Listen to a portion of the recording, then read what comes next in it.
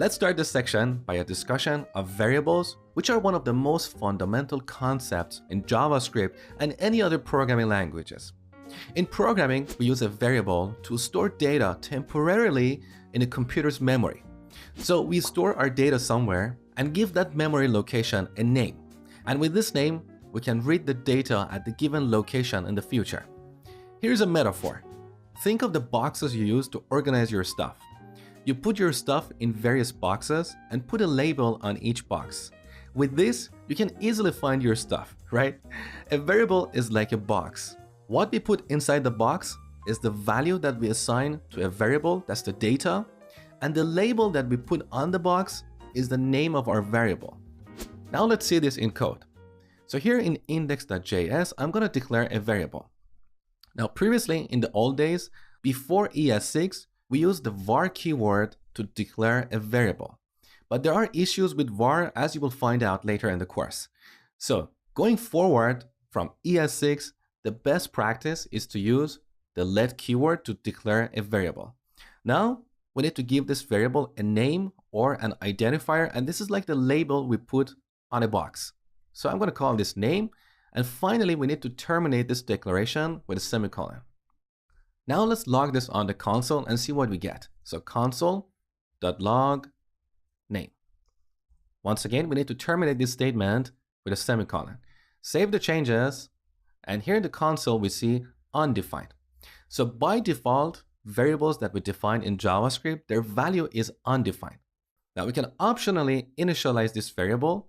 So I'm going to set this to a string, which is a sequence of characters, like Mosh. Note that I'm using single quotes. You can also use double quotes. Different developers have different preferences, but it's more common to use single quotes for declaring strings in JavaScript. Now, when we save the changes, instead of undefined, we see Mosh on the console. So here in this example, we have declared a variable called name, and we have set that to this value, to this string. Now, we have a few rules for naming these variables. Here are the rules. First is that they cannot be a reserved keyword. So in JavaScript, we have reserved keywords. Let is one of them.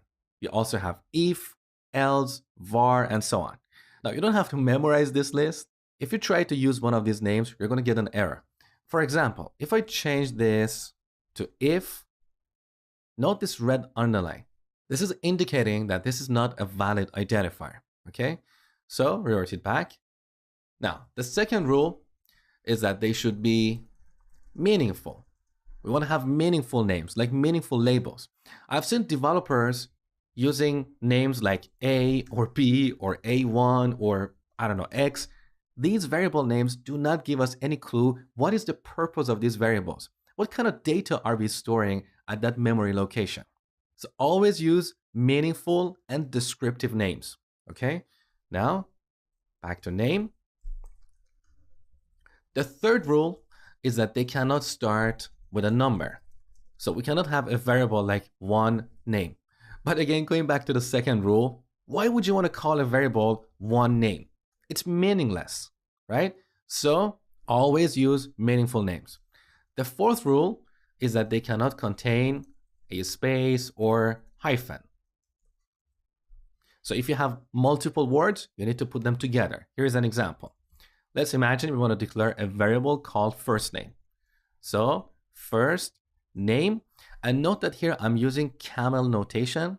So the first letter of the first word should be lowercase, and the first letter of every word after should be uppercase. This is what we call camel notation, which is the convention we use in JavaScript to name our variables. Another thing you need to know about these variable names is that they are case sensitive.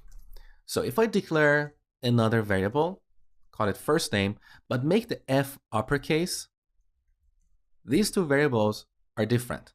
But as I told you before, if you stick to camel notation, you wouldn't end up with a variable name like this. And finally, the last thing you need to know about these variables is that if you want to declare multiple variables, there are two ways to do this. You can declare them on one line and separate them using a comma. So first name and then last name. Now in this case, I have not initialized either of these variables. They're both undefined. I can optionally initialize one or both of them. So I can set this to Mosh, and I can leave last name undefined or set it to my last name, Hamedani. But the modern best practice is to declare each variable on a single line. So we terminate this first declaration with a semicolon and declare the second variable on a new line. That's the modern best practice. Next, we're going to look at constants.